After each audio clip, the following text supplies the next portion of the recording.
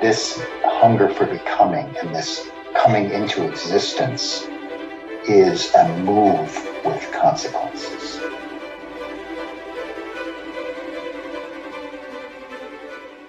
Just as the Bible is a conceptual framework, the Quran, and so on.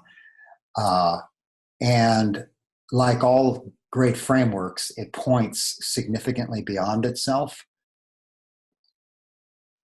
But we want to give ourselves some kind of doorway. And so our medium for doing that is words. We're kind of stuck with that.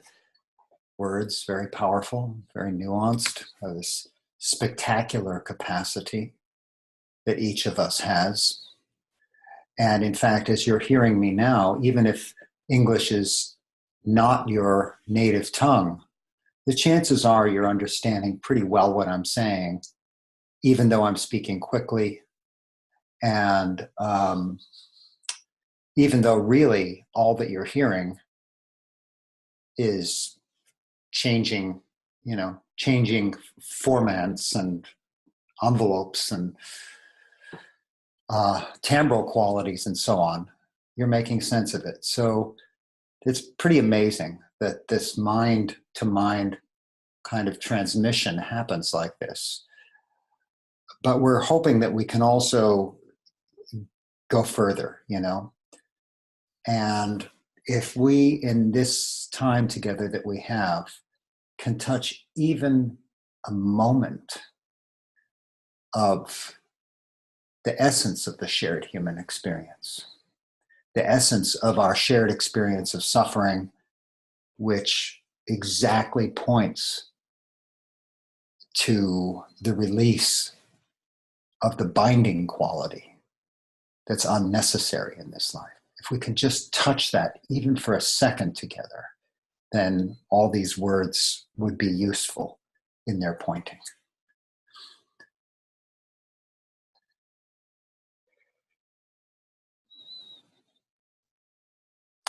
So I'll be, throughout our time together, both in how I tend to naturally speak myself, but also formally inviting us to pause. In that sense, I don't distinguish what we're doing right now from meditation practice. So it's built into the attitude and also to the technique and the substance of our time together, that this is a time of meditation, of reflection. And these pauses, my hope is that you take advantage of them, where I stop the flow of concept and you touch into wherever it is and however it is, you experience actuality. I don't have to say the word pause, it's just something that I'll be doing. But when you're invited later, as you will be, into dyad practice, where our host will automatically divide you into groups of two, this pause is something that you will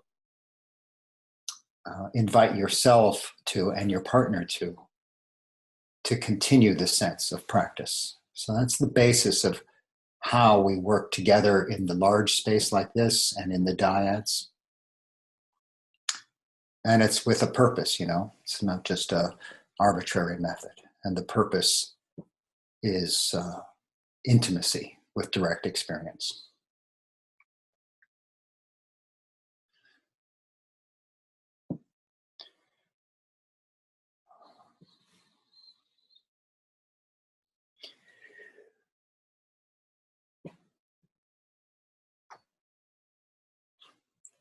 Moment by moment, even now as I speak, the body-mind is stirring sort of in a constant kind of turbulent flow. that is just its being born in the world. Every moment, the sensations that are flooding in. And when I say flooding in, I mean really flooding in. The visual sensations, if your eyes are open, if your eyes are closed, then that is diminished, it's not gone. The auditory sensations, the sensitive skin, the olfactory, the taste, the whole internal bodily sense, and the flood of recirculating sensations of mental activity. And this flood is somehow yielding a sense of this is the experience right now. See for yourself in this pause.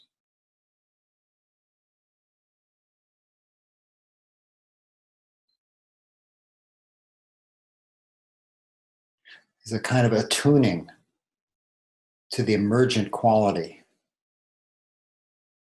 of this is how it is right now.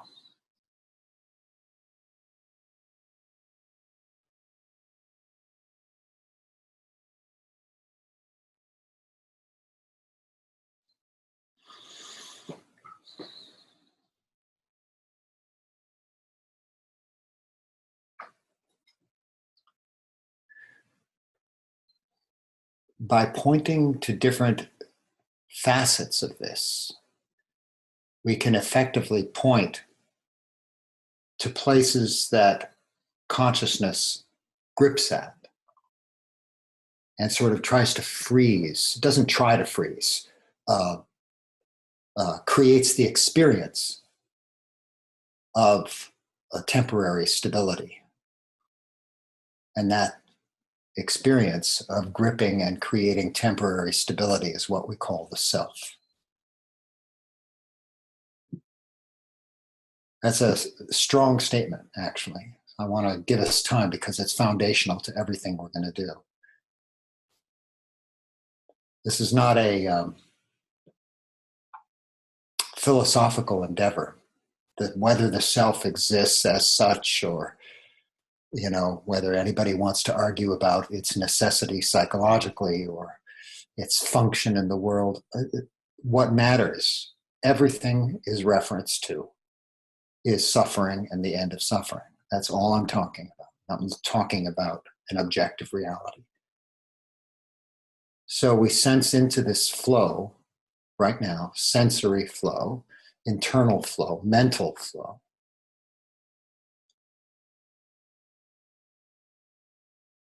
And wherever there seems to be a something and a something observing a something, that's like a hooking in what is such a subtle and continuous flux. And that hooking, that's what we're calling me. Yeah, check it out, please.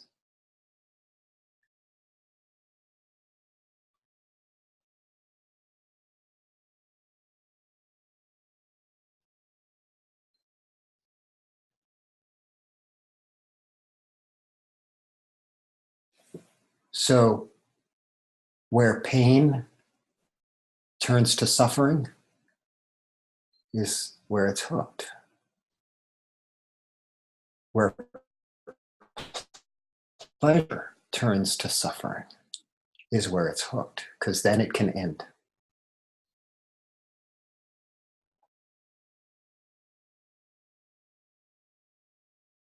Where a thought becomes me thinking, it turns to suffering.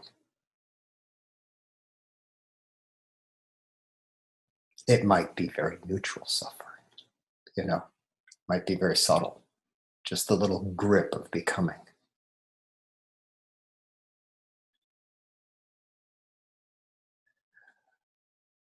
So this assemblage process, this kind of bringing together of this flux into a me,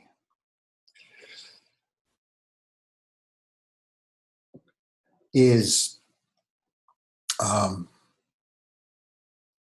worthy of our attention, because perhaps we can not be so easily drawn in, not be so easily fooled, not live in the strategies that this self-making system creates to create its own stability of the self, to somehow fabricate balance in an unstable world. If we can know the strategies, I'm not saying that we can expect to, immediately release all of them. I've tried. I haven't succeeded. I'm sorry. But there is no question that we have available to us a degree of liberation that we don't usually recognize. There is no question about that. And that's a purpose of this talk, is to understand that, because when we feel it, when we experience it, then the mind, the heart, knows its goodness, and we turn our lives in that direction. That's, in Buddhist terms, right view.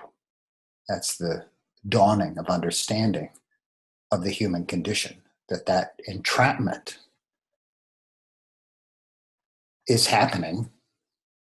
We're not ignorant of it, and that it's not necessary, that it's a tremendous barrier to love, tremendous barrier to compassion, because that when we're entrapped, we're naturally selfish. The self has to protect itself. I mean, come on. That's what it's made for. That's what it does. That's actually all it does. That's the only thing it knows how to do. It has one trick. It's a one-trick pony, as they say. It does one thing. It creates and protects itself. That's it. All of those pleasures that you ascribe to the self, they're all about stabilizing, protecting, pleasuring the self so it can continue to exist and escape what it perceives, please understand this, as mortal threat.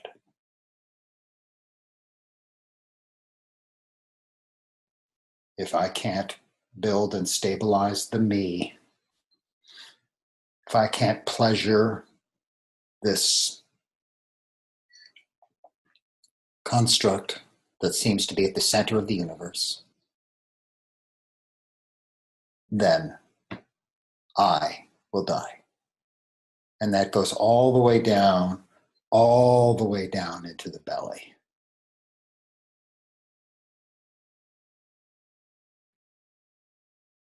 Not only of you, but everybody you love. And if your heart can grow in compassion of everybody you hate. It's all the same deal.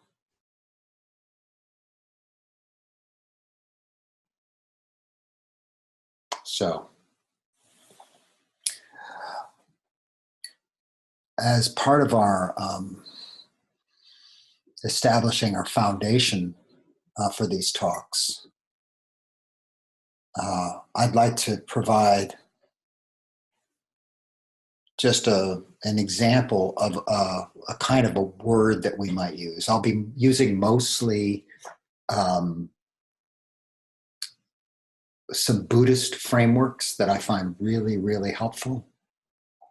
But there's a framework that's drawn from the kind of the scientific materialist tradition that seems to indicate that this is actually a true and happening thing. And I don't mean to indicate that, but it's a useful perspective. And that is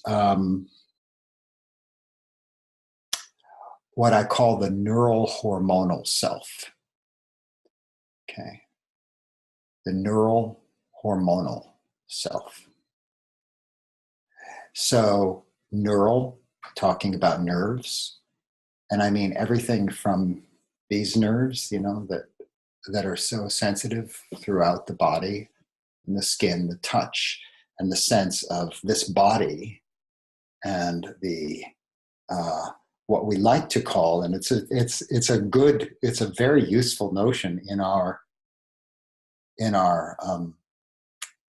processes of meditation development or trying to get more centered, to talk about embodiment. But I'm talking about that piece of it where all of these nerve senses are constantly telling me I exist. In other words, they're interpreted by their contribution to the sense of I am. So I'm talking about that aspect of neural hormonal self, right?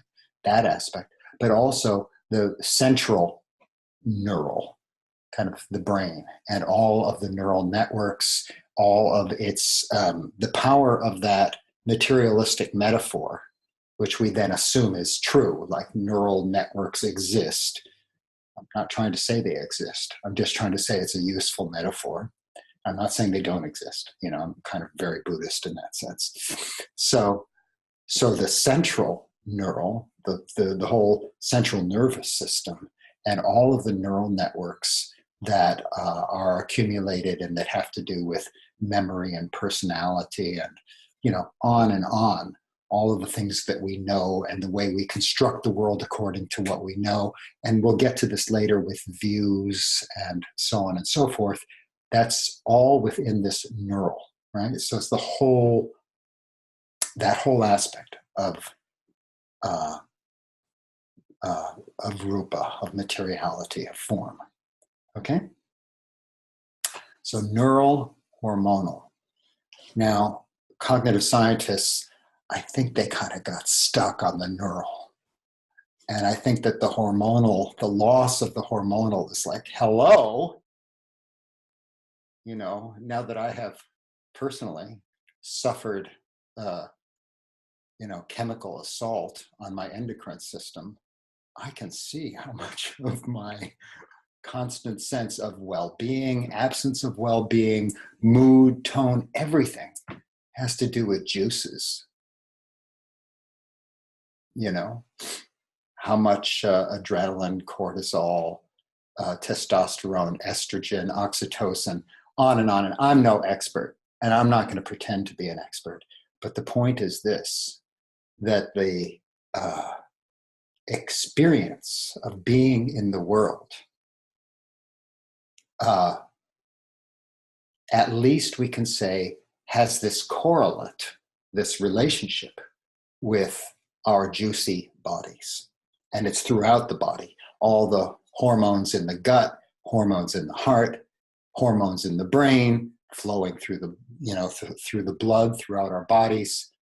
And it's like, wow, so much of a contribution to the experience of this is how it is right now. Here's my experience. But it's a compound, remember, neural hormonal self, right? So what you get, and the great thing about this is it takes the materialistic, scientific, what I think is quite brilliant, all these hundreds of thousands of really brilliant people working to figure things out. Well, but when you apply it to suffering and the end of suffering, to me, all of a sudden it becomes useful, I mean, it can be interesting, but that's just fascination. The usefulness is when you then begin to say, oh yeah, look at how this mood, which is, could just be some juices that, maybe you had too much coffee would be the very typical thing, or maybe someone just almost crashed your car. and you know, so you're all like that, or maybe you just had a really just the most touching conversation with someone you love. It's like, oh, and then you combine all of that with all of your thoughts and all of your memories and all of the ways you remember the world and all of the central nervous system neural network type of stuff, and it goes tingling through the body and you feel it like this. And in that moment, conditioned by the car accident, the coffee, the great relationship, whatever it is, and all of the thoughts recirculating a sense of, well, I feel this way. And if there's no circumstances to explain that, I'll make some up and then I'll perceive the world as if it really is the way I think it is, you see, because that's what we do. And that's, I didn't make that up. That's well established, you know, traditional Western psychology. So, but what that has to do with our time together is that it's just one more handle into this sense of self-fabrication. And if I don't accost you too much by saying it, our imprisonment in not knowing.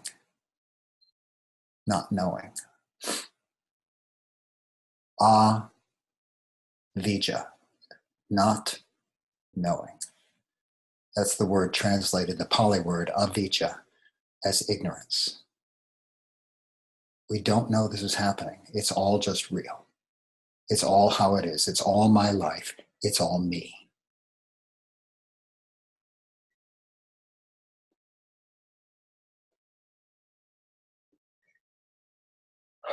So let's pause for a moment.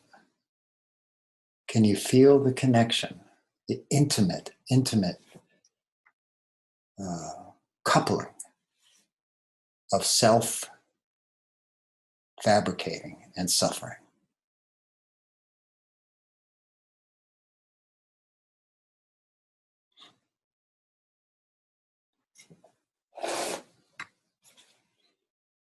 Self-fabricating and suffering.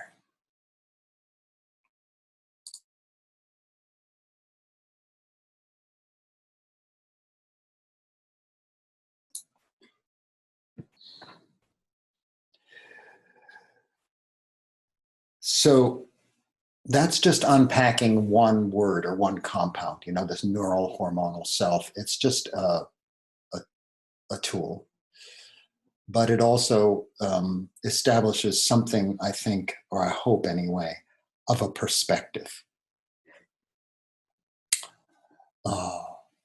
And inherent in this perspective, there's an attitude or a belief, which is that the thinking mind can guide us to observe direct experience.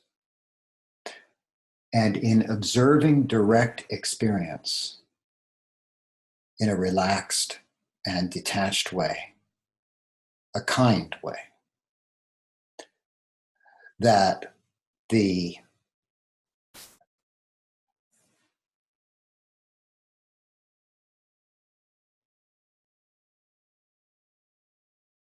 processes that have been unfolding historically and that are unfolding in this moment we observe can be fundamentally changed. So see if you have confidence in that. Is change possible in how you see things, how you feel things, in how you how you experience the world, how you manifest in the world? Is change possible?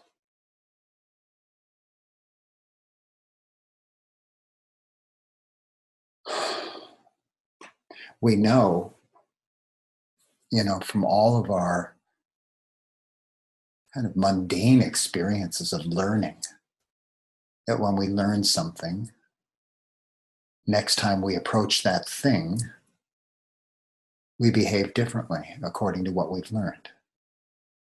whether it's something as simple as knowing we can ride a bike and so not being intimidated by a bicycle, to knowing that if I act in a way that is aggressive, hateful, selfish towards other people, that I will be shunned and disliked.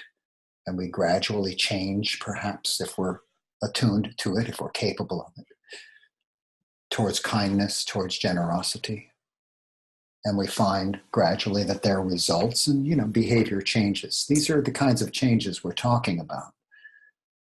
But as I hope you get, we're talking about those kinds of changes at this level of world construction, of a sense of being in the world. Can change happen at that level?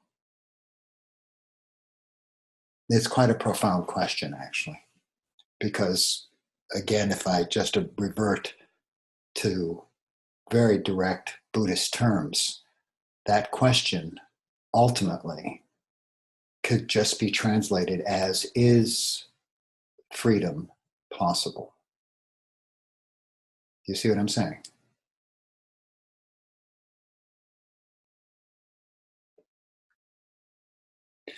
There's something very humbling, at least to me, about this organic nature, the kind of material flesh nature of this experience. Certainly, many of you know what I've been working with in terms of the body and illness, and then sort of cascade of quite major things after having had a life of utter good health and spectacular and unending energy, sort of like just cut. And it's a good thing, because the extent to which it reveals the edges of this self-fabricating process all the way unto quite profound physical suffering, and still one holds on. It's like, what am I holding on to? What is this? When you're kind of a white male and you have plenty to eat and you're in a country that is powerful enough to abuse most of the rest of the planet, and you've got all these privileges, sure, it's easy to look away from everything, but the more that's cut away from us,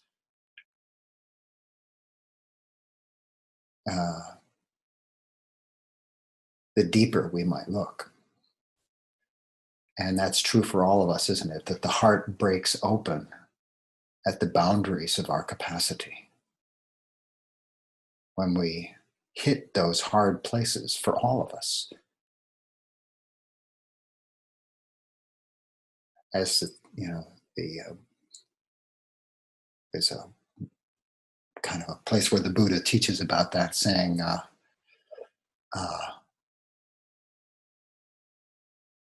after giving a sort of a buildup of how suffering comes to be at this very basic level, and one experiences suffering and comes to a choice point of either derangement or search. When the suffering is that bad, there's derangement, can't handle it, break down, fall apart, or search.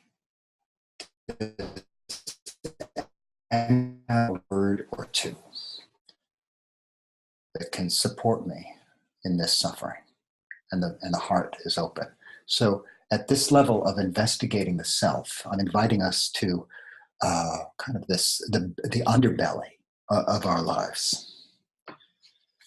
So talking about the self, as I'm trying to convey this sense that it's to talk about the self is to talk about suffering.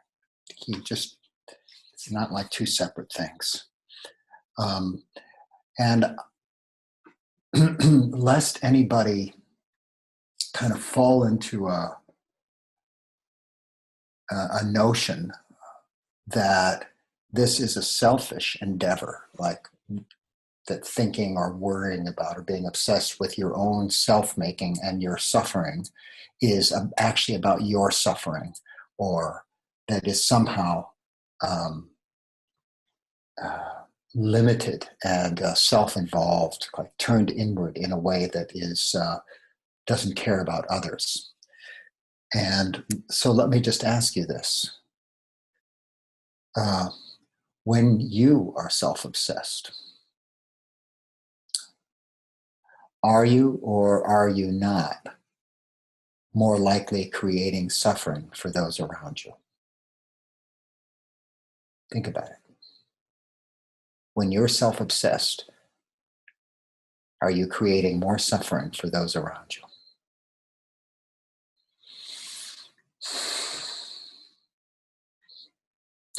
I got the answer. I am. That's for sure. I see it for sure, how I do that. I'm not proud of it, but I may as well admit it. So self-building is a mechanism. It's, let's call it a natural process, a natural body-mind process. So no self is responsible for building the self. So we want to approach this investigation with appropriate curiosity and humor, humility. I hope profound interest, and we won't get anywhere unless we approach it with integrity, honesty with ourselves, and when you enter into dialogue, as we'll do in a little while, honesty with each other about this self-forming process.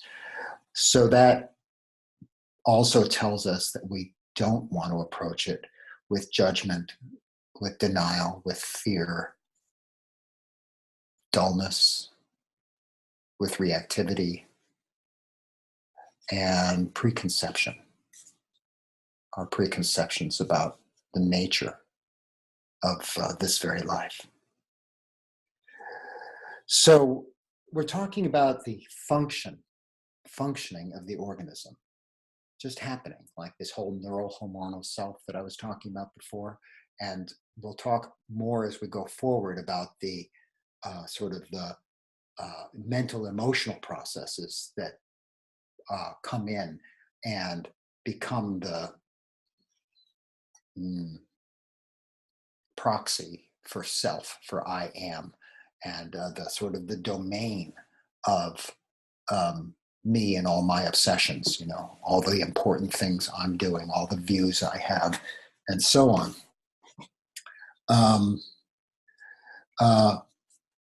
But the function that's happening now, this sense of how it feels for you to hear these words, how it feels for you to be sitting or standing wherever you are, each moment of thought and how that triggers the next moment, it's all conditioned by previous function, right? So it's this kind of tumbling forward of process. And so whatever you want to conceive of as a beginning, like the beginning of this moment as being this prior moment. So we don't need to go back any further than just the prior moment. But if you want to think about the influence of your childhood on this moment, or if you want to think back to a lifetime ago, or through genetics, if you want to think of this tumbling forward in the material world and all of its DNA and how that has been evolving, or how it's come up, how life has come up out of the universe, doesn't matter how far back you want to go, but just this sense of here we are on this conditioned continuity. And the self is blossoming at the tip of that. You see the point I'm making? Get a sense of that. A sense of that process, of this process. And our interaction here is conditioned by words I said a moment ago, how it's feeling and your thoughts and how those settle in and so on. So I'd like to read to you from just a short excerpt from a discourse of the Buddha. It comes from the Majjhima Nikaya, number 38, that starts by talking about, he's talking to monks, which is bhikkhus. The conception of an embryo in a womb takes place through the union of three things. And you have the mother and the father, and that it's the right season and all that kind of thing, and consciousness comes together. And then I'm skipping very quickly here so we can get to the later part of the process. And then the mother then carries the embryo in her womb for 9 or 10 months, and then there's a certain amount of anxiety in that, a certain amount of stress, and how it'll go, and so on. He points that out, and then the child is born, and she nourishes the child. When he grows up and his faculties mature, I want to just give you a sense of a 2,000-year-old text talking about this process of building up to a sense of moment by moment self-fabrication, right? So that's why I did all the earlier stuff so quickly, but now I'm going to slow down so you can perhaps just stay with me, and whatever, cultural particulars don't fit for you, don't worry about those.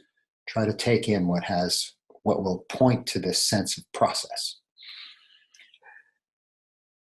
And when he grows up, this little embryo that then came to birth, and his faculties mature, the child plays at such games as toy plows, tip cats, somersaults, toy windmills, toy measures, toy cars, and a toy bow and arrow.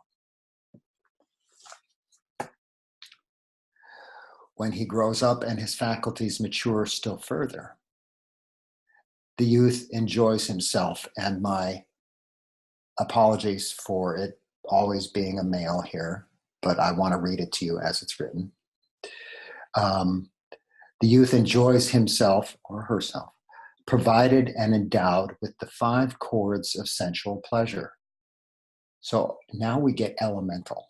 We've got a functioning organism that is now maturing enough to be taking in the world and making some sense of it. 5 chords of sensual pleasure with forms cognizable by the eye, sounds cognizable by the ear, odors cognizable by the nose, flavors cognizable by the tongue, tangibles cognizable by the body, that are all these different forms, all these sense channels, wished for, desired, agreeable and likable, connected with sensual desire, and provocative of lust. I'm going to pause before I go on, just because it's so easy for us to kind of turn off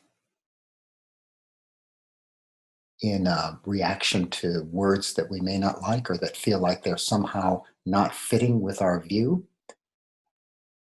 And in this case, the fact that there would be sensory contact, and that would be connected with sensual desire, well, we can kind of buy that one. Desire, I mean, I have plenty of sensual desires. You could check for yourself if that feels true. And provocative of lust. And we immediately may fall into a cultural, almost a stereotype of our modern view, that somehow being provocative of lust is like a moral judgment, when all we're talking about is cause and effect, right? So there's this pleasant sensations through all these this young child who's now growing up more, a young adult maybe by now, I don't know. And when there is a sensory pleasure, that it's provocative of lust, and that doesn't just mean sexual lust, it includes it, but there's a lusting, an urging for more of those sensory pleasures. That's all. Cause and effect. Okay? And we're going to see how this connects with self-making. And then this is the foundation for when we talk, especially next week, about the relational aspects of this are really no different in the sense of the pleasures and the lusting and the self-making around all these contacts. So that's why I'm taking this real time here. So on seeing a form with the eye, he lusts after it if it is pleasing. He dislikes it if it is unpleasing. He abides with mindfulness of the body unestablished, with a limited mind. He does not understand as it actually is the deliverance of mind and deliverance by wisdom, wherein those evil sort of think of, causing harm, basically, unwholesome states cease without remainder. In other words, we're building a mundane mind here. That's the nutshell. So we have all of these inputs, sensory, when they're delightful, we're holding, when they're not, we're pushing away. And now we're moving through the world without the perspective. Remember the word limited mind, right? So in this limited mind, responding to this constant flood, right now he's talking about the senses from the world, which I'd like to point something out about in a moment. And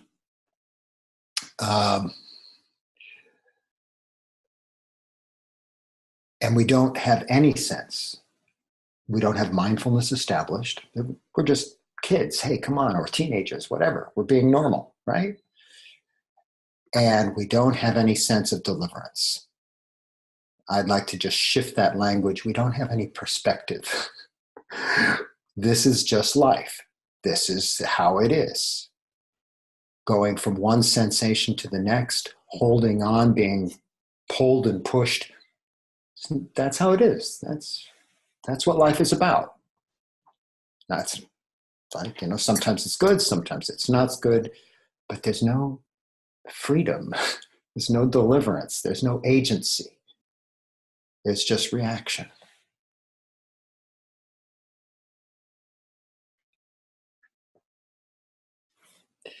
So he doesn't understand deliverance of mind and deliverance by wisdom, where those unwholesome states cease without remainder. Engaged as he is in favoring and opposing, whatever feeling he feels or she feels, whether pleasant or painful or neither pleasant nor painful, she delights in that feeling, welcomes it, and remains holding to it. I can see myself in this story. Maybe you can. As she does so, delight arises in her. Now, delight in feelings is clinging. Challenge you a little bit? Seriously, let's stop. Delight in feelings is clinging. Can you sense that? We want to just delight and, hey, get off my back. Come on, let's be honest. Just let me delight. Life is hard enough. But we're going down to this level where this self is being forged moment by moment. So if we're not going to be honest, it's not going to be so useful. But if we are honest, it can be very useful. Now delight.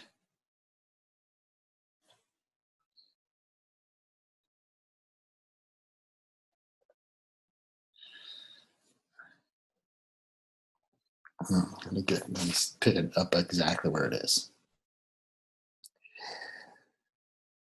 Now, delight in feelings is clinging. With clinging as condition, this is here we go. Becoming happens, right? So we've landed on the wanting and the not wanting. There's no mindfulness. The mind is limited. There's no sense of deliverance. We've delighted, including, by the way, this sense of holding or clinging to what's painful. This is very worth investigating, by the way. And with this clinging as condition, being or becoming comes to be. And then with this, there's the birth into, the totality of our lives and sorrow, lamentation, pain, grief, distress, and so on. So that was just with seeing. We do the same thing, of course, with hearing and sensing with the body, smelling, tasting. And we'll hold a special place in our hearts right now for the whole thinking and fabricating processes of the mind. So I think that this is exactly a good time for us to move into a dyad practice. So I'll offer you a contemplation. Then our lovely host, Carolyn, is going to divide us up into groups of 2.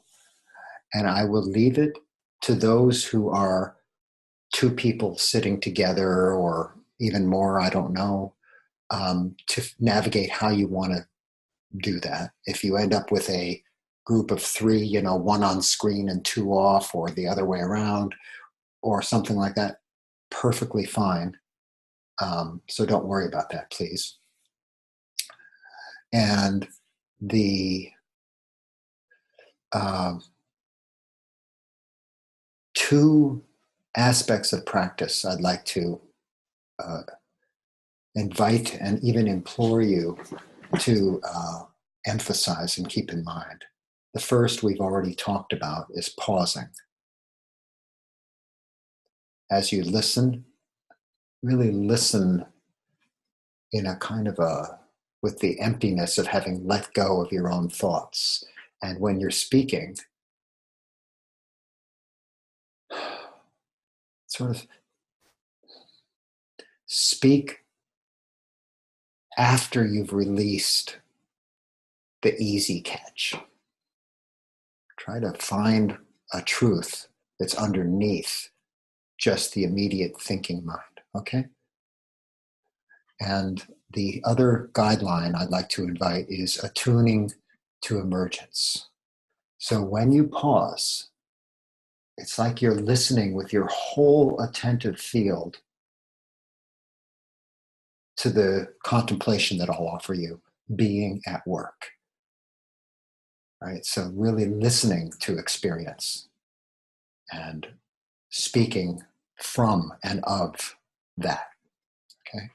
So I hope that is a rewarding practice for you. And the contemplation as such is exactly what you perceive, preferably in this very moment of experience, not just conceptually, of the sense of self coming to arise with these contacts and the delighting, the non-delighting, or the pushing away. And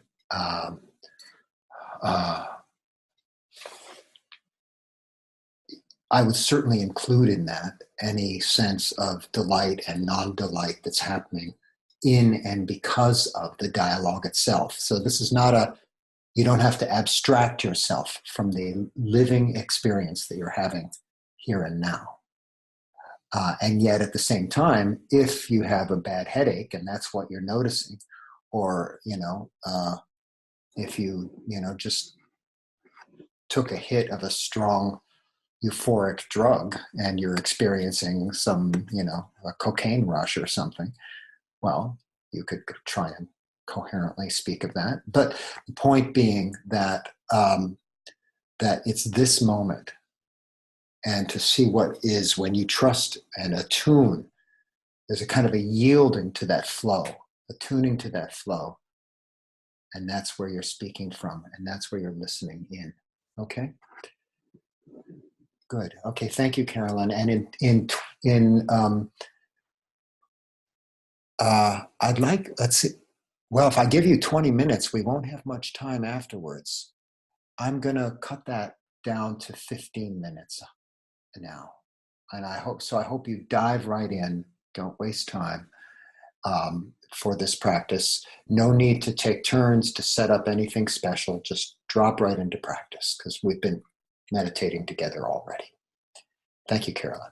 See you in 15 minutes. You'll get a 1 minute warning.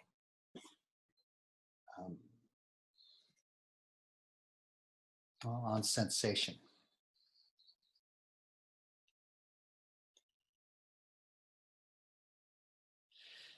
Something quite remarkable is happening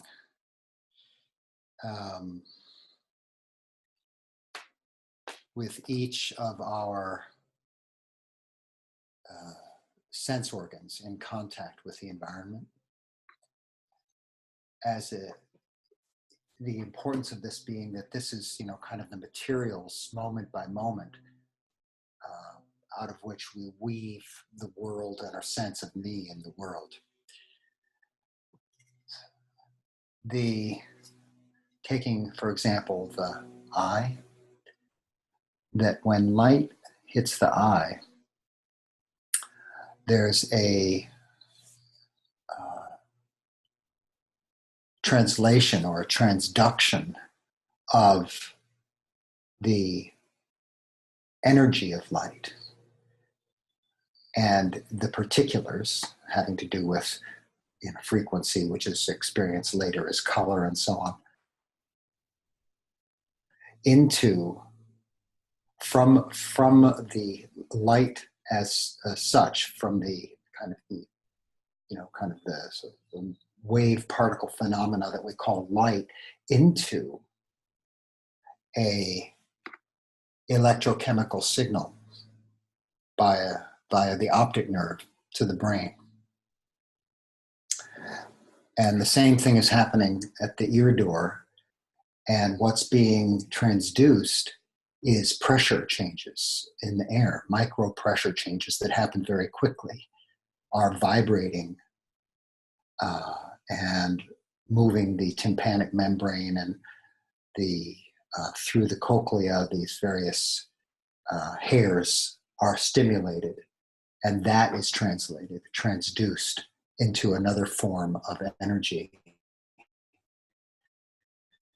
electrochemical and nerve signal goes to the brain. And likewise with the touches and the chemical sensitivities of the nose and the tongue. And the reason I kind of go into this really basic thing, because something's happening here that it just struck me in the last month. Sort of amazed that I had never thought of it this way, and I offer it to you in case it's helpful.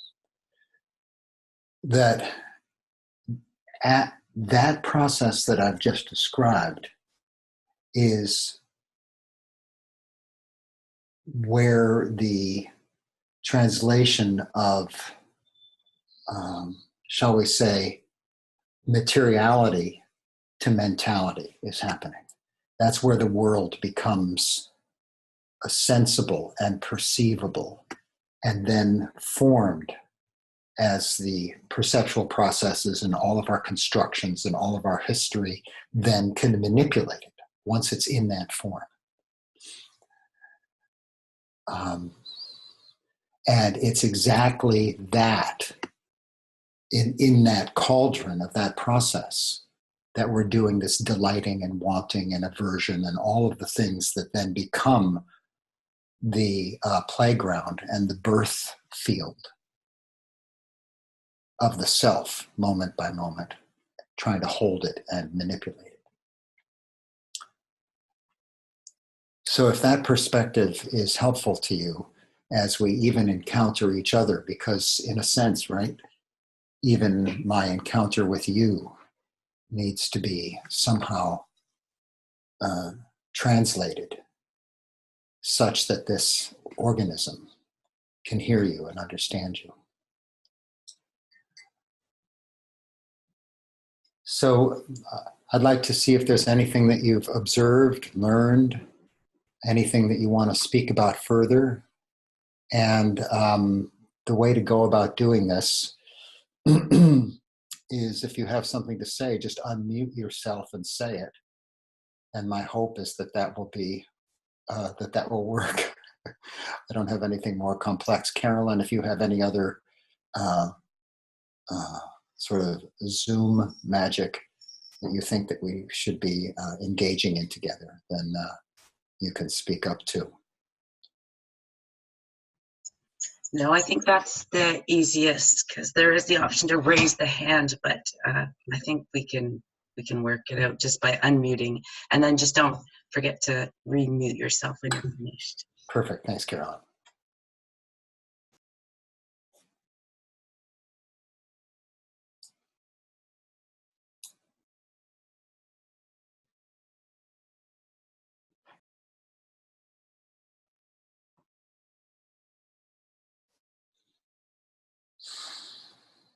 So, do you hear me? I'm Helena from Finland,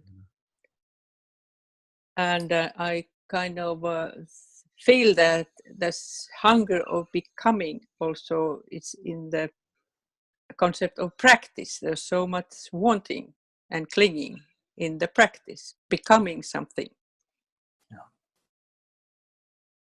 The true self, or whatever, or true conception, or the right way, or so much. Yeah.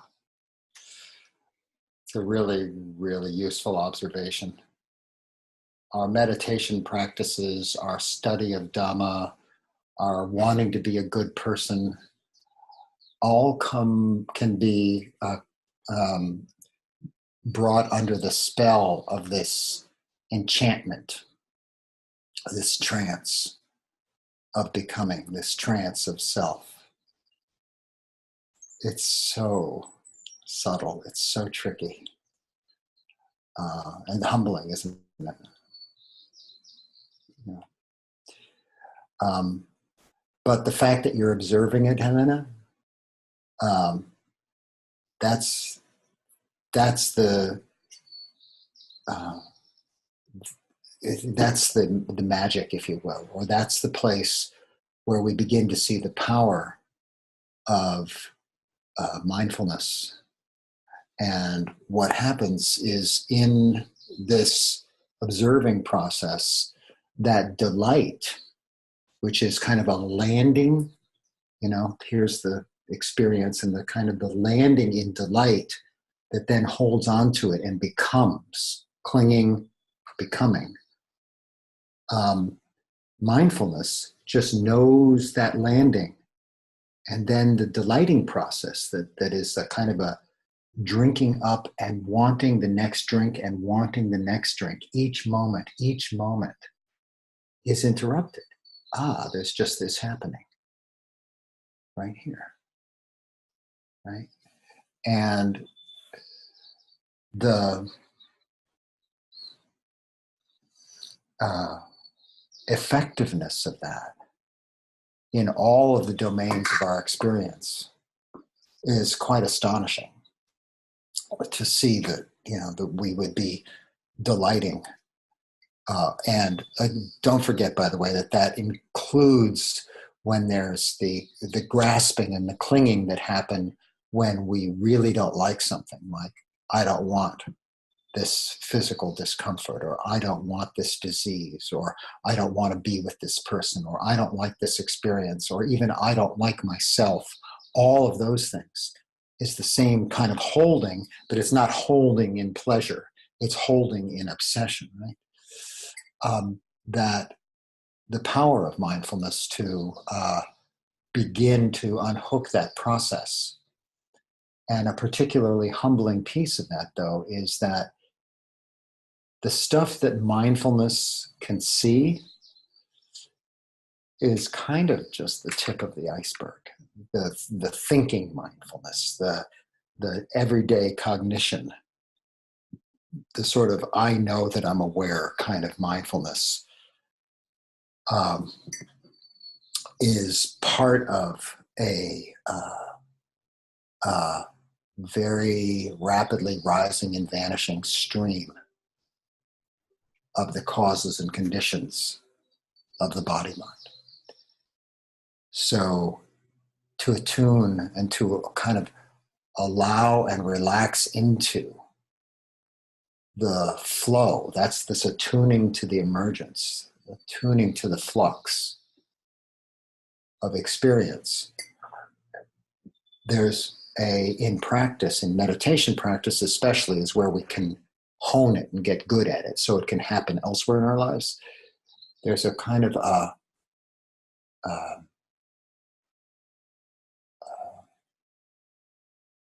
releasing into the knowing, experiencing process that doesn't label, that doesn't cognitively know, and so on. Because it's so quick that any attempt to label it, any thought that you understand it, already places you in the conceiving mind.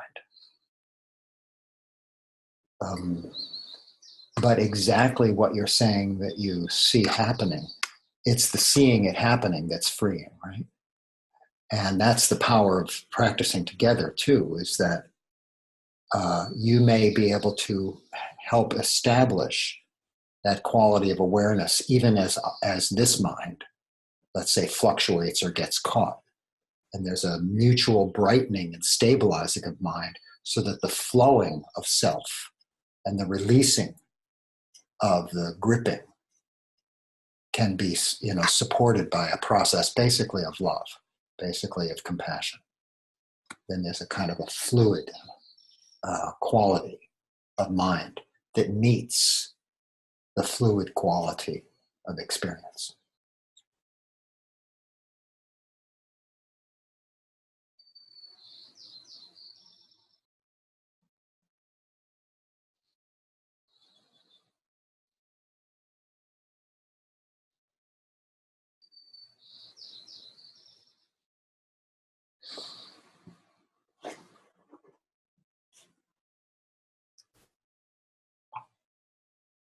And for me to speak, it's Devin. Or are we wrapping up?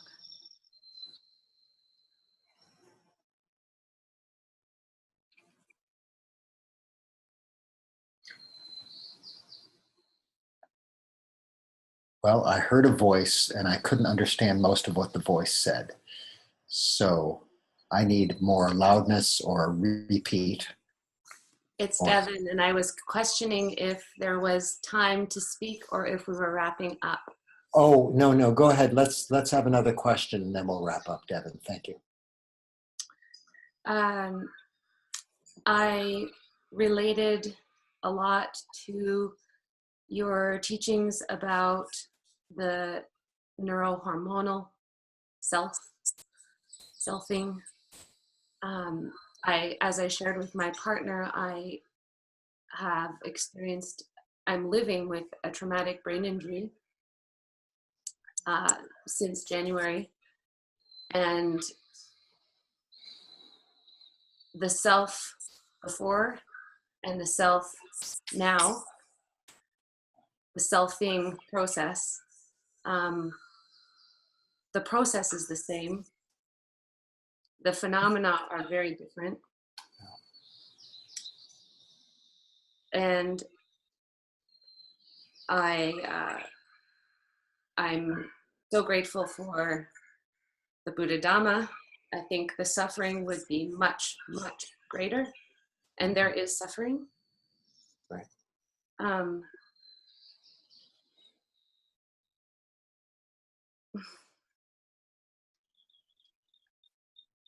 Maybe it's just guidance and asking about. Mm. Yeah. Because the perceptual system is altered. Yeah. Yeah. Yeah. I'm actually really touched by your experience and your observation that the process is the same, but that the perceptual experience, the phenomenal experience is so different pre and post traumatic brain injury. It points, I think, for all of us, Devin, to that's like you're really getting intimate with what I call the shared human experience.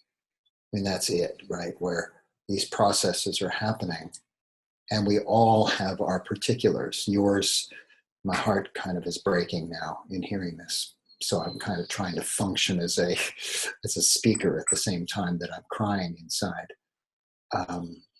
and outside, actually.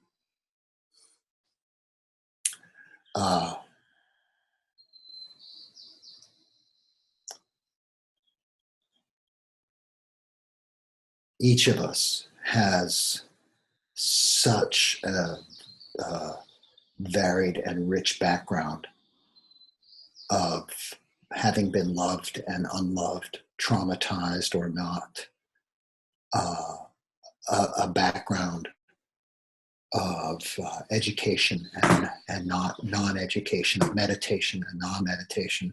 So many things that radically alter how we perceive and meet the world.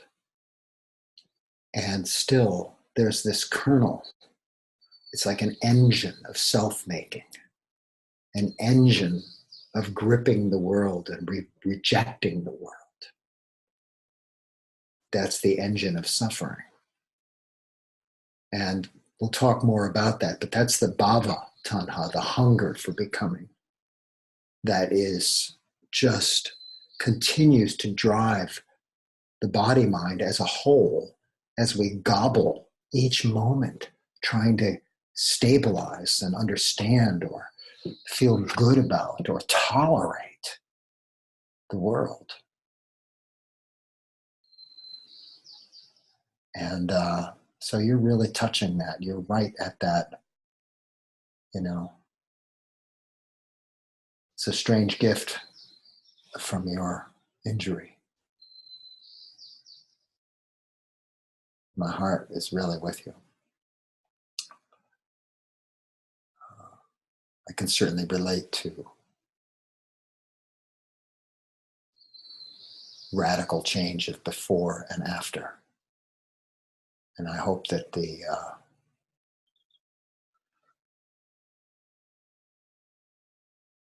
gift of your perspective is freeing now and continues to be freeing. That's what I hope.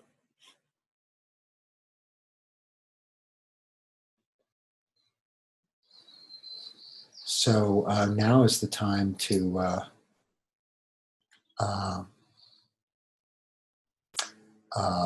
someone was asking about the name of the discourse that I had quoted on. It's the Greater Discourse on the Destruction of Craving. And it's Majjhima Nikaya, Sutta number 38. It's so strange when I talk like that. I feel like I'm a Bible guy or something. But hey, whatever. That's my own mental construct, isn't it? So there's something that I'd like to mention, because otherwise I think it would fall to Caroline or maybe get completely ignored, and that is that at Meta, everything is offered freely. And as a community, we want to really give some thought to our participation in the continuation of that offering. What comes to you freely now, might it continue and be available to you and available to others, because we participate together as a community with intelligence and foresight that sees that this spontaneous move to provide the kind of financial support to Meta is going to make the flow of teachings more robust, more sustainable. So please do think about that. And next week and the week after, we'll be touching on different construction materials of the self, of the kind of the gigopolis that of the me and all of its intricacies that we create. But also we're going to be looking at relationship as forming the prison, and relationship as empowering freedom from this whole selfing process, or within. It's not so much from. So I look forward to those of you who want to, and can continue our exploration. As you, I hope, get a sense, we're just very much at the beginning. So in closing, sharing the aspiration that all beings, without exception, might benefit from our time together, our practice together, our exploration together. When we touch our own suffering, I deeply, deeply hope we see that we're touching the suffering of all. The lost in blindness, and that that's not necessary, but that it is the norm, and it hurts. So for all of those towards whom you feel aversion or you have difficulty tolerating, please know in your hearts that they too are imprisoned by their own concocting processes, and may they be free from that suffering, free from greed and hatred, and that your own commitment to practicing generosity and mindfulness, to dwelling in kindness, to acting and living with compassion. This is the liberating path. May all beings benefit from this path. Without exception, may all beings be free. May there be peace.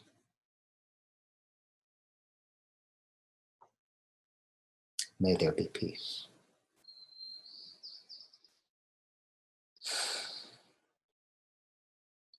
May there be peace.